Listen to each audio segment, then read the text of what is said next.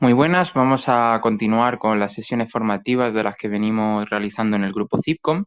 En este caso vamos a estar hablando de econofísica. La econofísica es una de las ramas más importantes del cibercomunismo actual, en particular no tanto dentro del campo de las matemáticas de la planificación económica, sino que la econofísica es fundamental de cara a contribuir en lo que es la crítica de la economía política. Para intentar atisbar un poco el objetivo de la sesión formativa, traigo esta cita de Ian Wright, que es uno de los investigadores más destacados en la materia. Ian Wright lo que nos dice es que incluso si reorganizáramos la sociedad poniéndola en un estado perfectamente equitativo, que sabemos que eso es lo que buscan generalmente, o al menos supuestamente, los estados de bienestar con sus políticas de redistribución, pues Ian Wright lo que nos dice es que si ese objetivo ya se hubiera cumplido y estuviéramos en un estado totalmente perfecto donde no existieran clases, por el simple hecho de que exista el mercado, las leyes de la termodinámica, y ya veremos qué significa eso de las leyes de la termodinámica en este contexto, precisamente es el objetivo de esta charla. Como decía, simplemente como consecuencia de las leyes de la termodinámica, dado que existe un mercado, esa sociedad tenderá inherentemente a la desigualdad. Y digamos que el objetivo fundamental de esta charla va a ser entender en profundidad esa cita de Ian Wright. ¿Cómo lo vamos a hacer?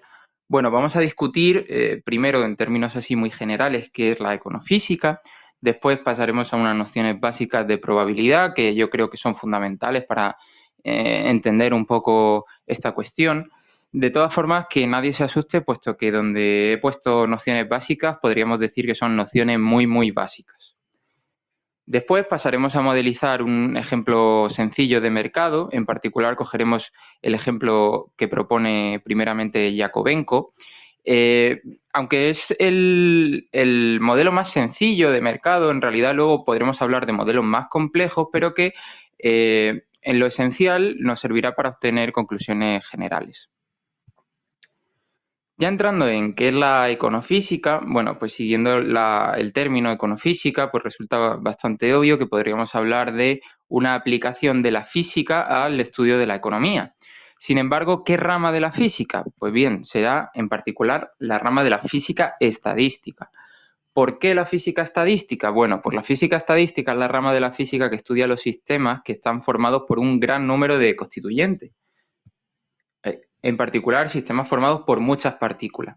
Ahí podemos ver, por ejemplo, un ejemplo arquetípico de lo que suele estudiar la física estadística. En este caso tendríamos partículas interaccionando de un gas, pero la física estadística también se ocupa del estudio de líquidos, de sólidos como conjuntos de moléculas, también entra a estudiar el láser como conjunto de muchos fotones.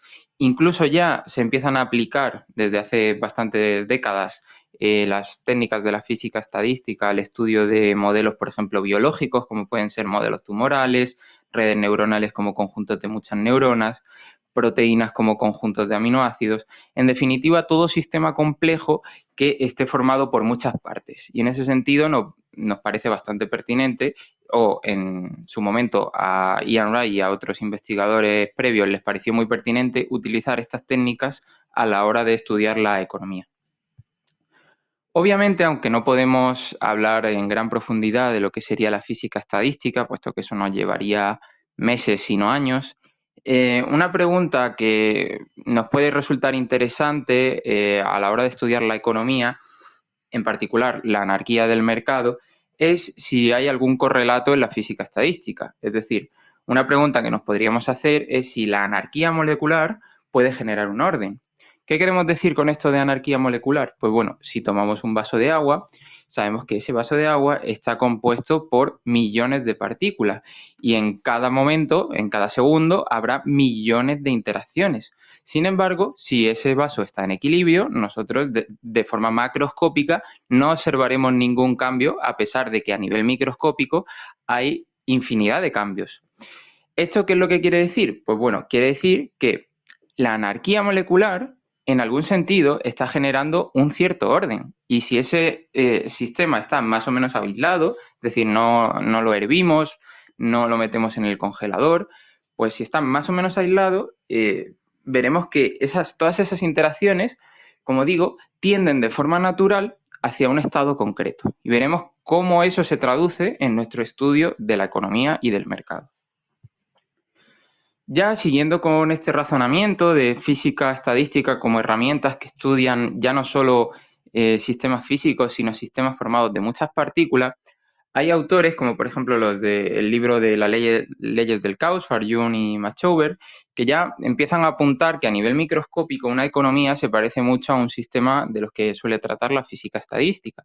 En una economía, pues tenemos decenas de millones de empresas, o decenas de miles de empresas con decenas de millones de trabajadores, otros tantos consumidores individuales, en definitiva, multitud y millones de agentes que están intercambiando a nivel microscópico ciertas operaciones.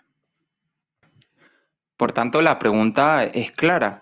Igual que nos preguntábamos si la anarquía de la molecular podía generar un orden en el vaso de agua, cabría preguntarse si es que en la economía la anarquía del mercado, la anarquía de los agentes individuales, genera un orden de forma que aparentemente ese orden a nivel macroscópico actúa como una especie de ley natural independientemente de los sujetos que actúan a nivel microscópico.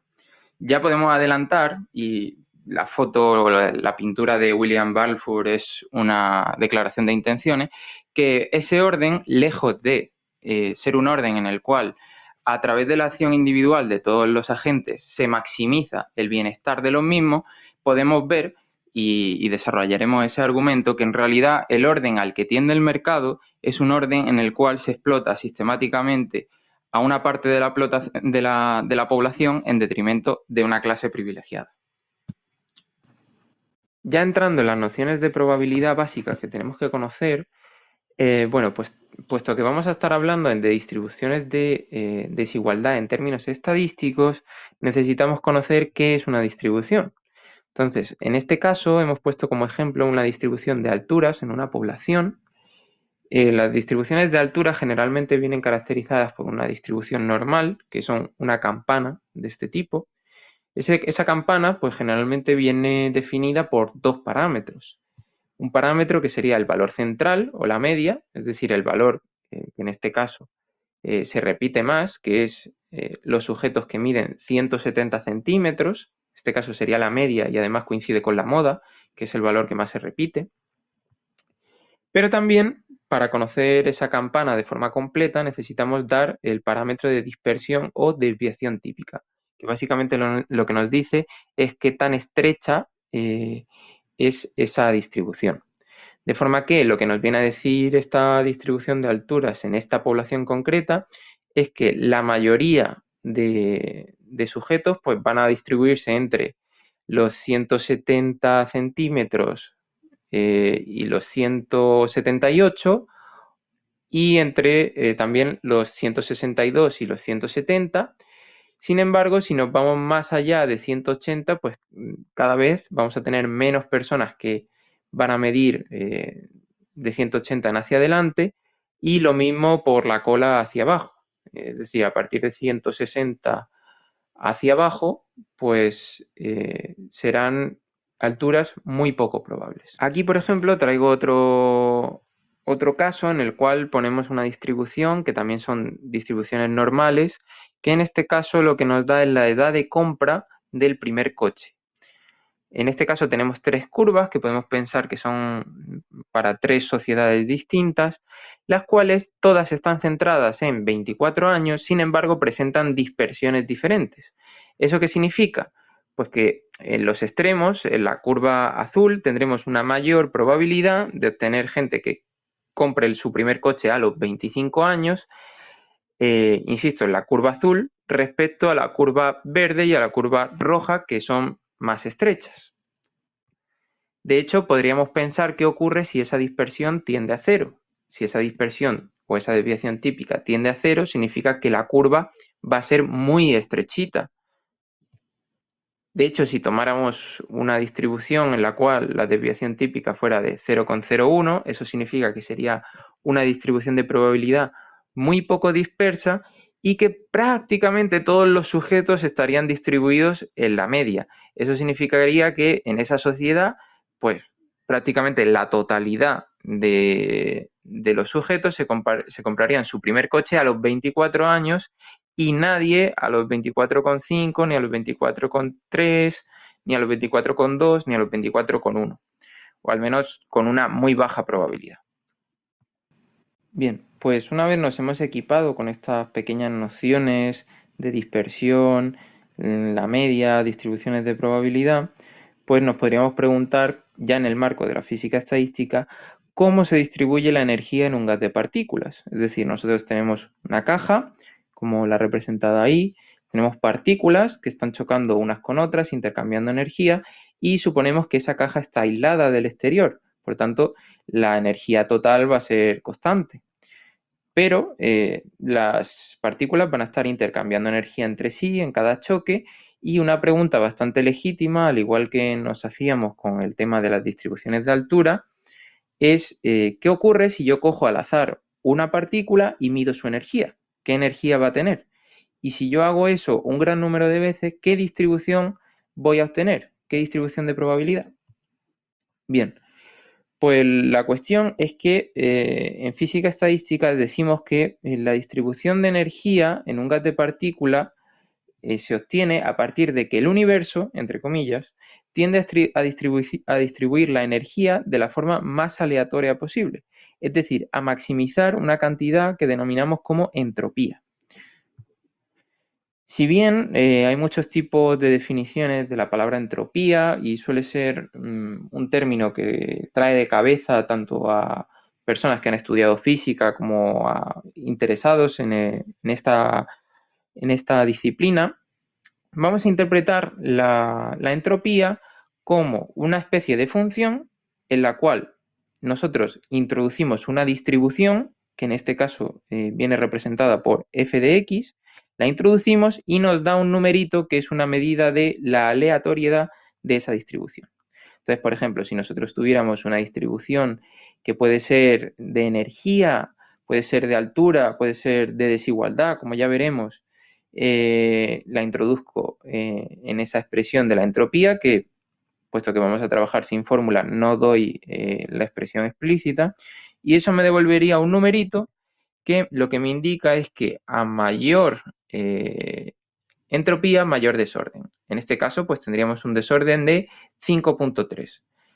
Bien, entonces, volviendo a los ejemplos anteriores, al final lo que estamos diciendo es que si tenemos varias distribuciones, cuanto más aleatoria sea esa distribución, más entrópica va a ser. Como decíamos, en el caso de tener una dispersión tendiendo a cero, lo que ocurre es que en la curva roja los datos se distribuyen de forma muy junta, o sea, muy en torno a la media. Prácticamente todas las personas van a comprar su coche, como decíamos, a los 24 años. ¿Eso qué significa? Pues que va a ser una distribución muy poco aleatoria. Si es muy poco aleatoria, esa distribución de forma intuitiva tiene que tener muy poca entropía. Luego, por el contrario, entre la verde y la azul, pues vemos que la verde ya va siendo un poquito más dispersa, pero sin embargo va a tener menos aleatoriedad que el azul, puesto que el azul, de entre esas tres, es la más aleatoria.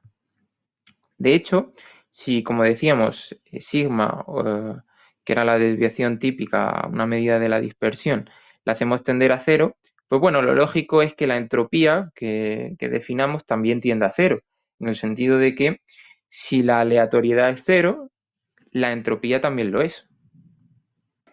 Bien, una vez hemos visto ciertas nociones de lo que es la entropía y cómo hemos comparado distintas curvas para ver sus distintas entropías, lo que nos podemos preguntar, y de hecho debemos hacer, es la pregunta inicial: ¿cómo se distribuye la energía en un gas de partículas? Habíamos dicho que el universo tiende a distribuir la energía de la forma más aleatoria posible. Por tanto, yo creo que ya estamos en disposición de responder a esa pregunta. De hecho, os recomiendo que paréis el vídeo un segundo para después ver si habéis entendido bien el resto de conceptos.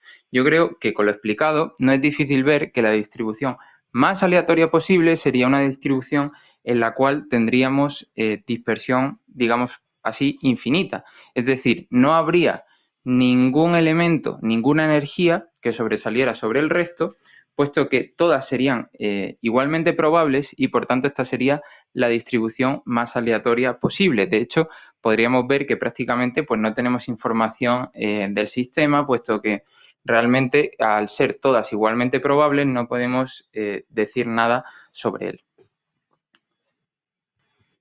¿Qué ocurre? Que si vamos a las mediciones experimentales, al final lo que nos encontramos es que la distribución no es uniforme, sino que es una distribución exponencial. De hecho, es exponencial decayente de este tipo. Es decir, ¿qué significa que sea exponencial? Pues significa que para bajas energías vamos a tener muchas partículas y conforme vamos aumentando la energía de las partículas, es decir, intentamos encontrar partículas con mucha energía, veremos que las encontraremos con muy poca probabilidad. Es decir, habrá muy pocas partículas que tengan mucha energía. Lo podemos entender que en el eje X lo que estamos señalizando es la energía, el eje Y, como decíamos, es la probabilidad, o al menos la densidad de probabilidad, y por tanto, si nos vamos cada vez a energías mayores, cada vez tendremos menos partículas que ocupen ese estado energético. Sin embargo, claro, esto choca con lo que habíamos dicho antes. Esta distribución aparentemente no es la más aleatoria posible, puesto que decíamos que la más aleatoria posible era la distribución uniforme. Lo que tenemos que tener en cuenta aquí es que en realidad esta distribución sí que maximiza la entropía. Lo que pasa es que maximiza la entropía teniendo en cuenta que se debe conservar la energía en cada choque. Vamos a ver cómo actúa eso.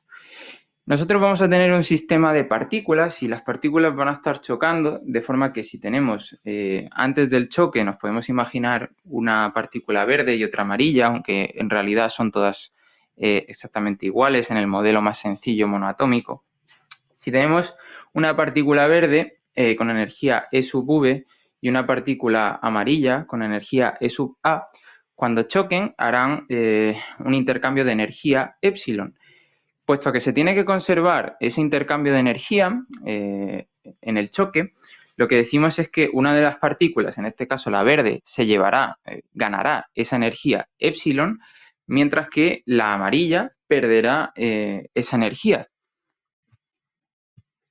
De esta manera podemos decir que los choques, aunque son totalmente aleatorios, la conservación de la energía actúa como una limitación. Es decir, ya no todos los procesos atómicos van a ser permitidos, sino que solo serán permitidos aquellos que conserven la energía. Por tanto, eso actúa como una fuerza ordenadora y, por tanto, ya en este caso la distribución uniforme no es la que maximiza la entropía, puesto que no cumple con la conservación de la energía, sino que de todas las distribuciones tendremos que cogernos la más aleatoria posible, pero que cumpla con la conservación de la energía. Y en este caso, en ese caso, sí es la distribución exponencial.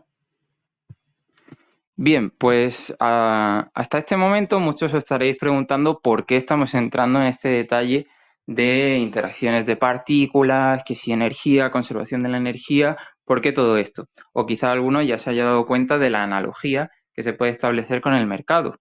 Pues bien, en el modelo más sencillo, el que decíamos que era propio de Víctor Yakovenko, el cual, aunque ahora se dedica más al estudio de la economía, es físico de formación, lo que él se dio cuenta es que estudiando el sistema económico, un sistema económico sencillo de compradores y vendedores, donde hablábamos en el caso de un gas de partícula de conservación de la energía en cada interacción, en cada choque, lo que él se dio cuenta es que si tomamos esa sociedad sencilla de compradores y vendedores, en cada transacción, es decir, en este caso las interacciones son compras y ventas, lo que se conserva es el dinero. Entonces él dijo, bueno, voy a hacer un estudio en el cual voy a partir de una sociedad de compradores y vendedores, todos pueden comprar, todos pueden vender, y voy a plantear un modelo algorítmico que voy a simular en un ordenador y voy a ver qué resultados tengo.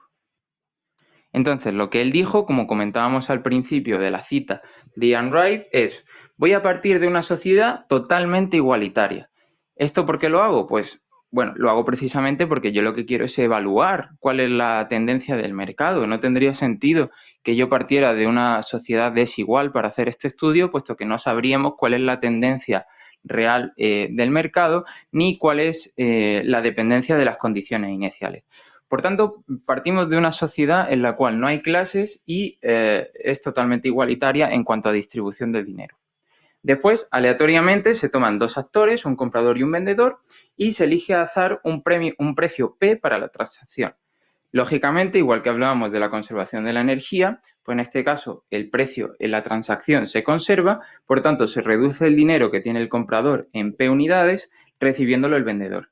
Volveríamos al paso 2 y realizaríamos esta operación un sinfín de veces. La ventaja es que esto en un ordenador es muy sencillo de calcular y lo que obtiene Jacobenko es precisamente una distribución exponencial, que en concreto es la distribución de Boltzmann.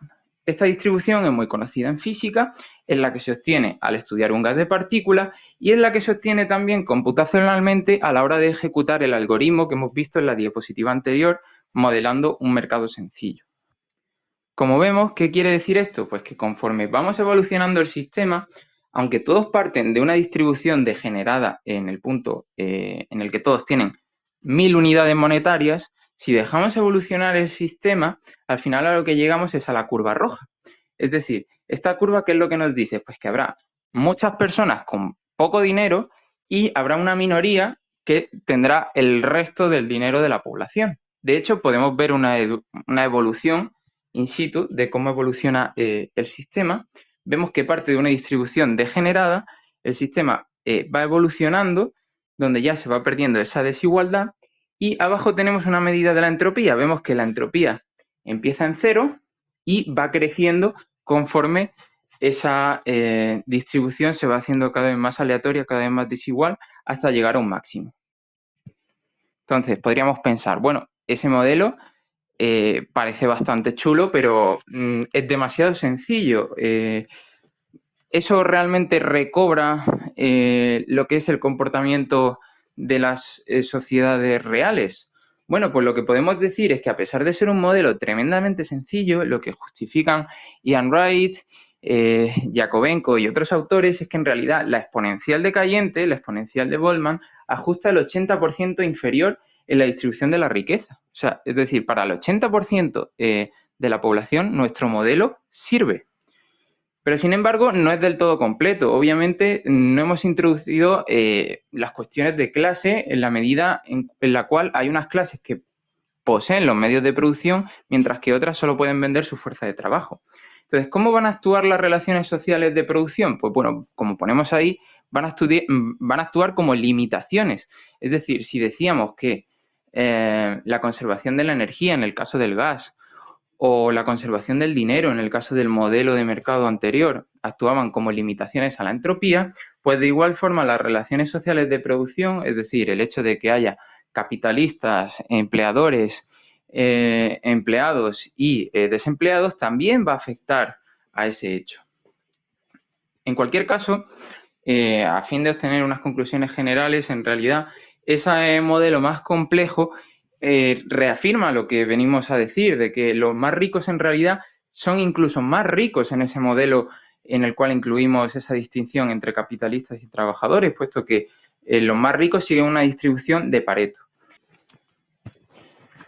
Por tanto, ya llegamos a una cierta conclusión y es que la anarquía del mercado puede generar un orden, es decir, es un orden al cual tiende siempre este modelo de forma estable, pero sin embargo es un orden que vemos indeseable para la mayoría.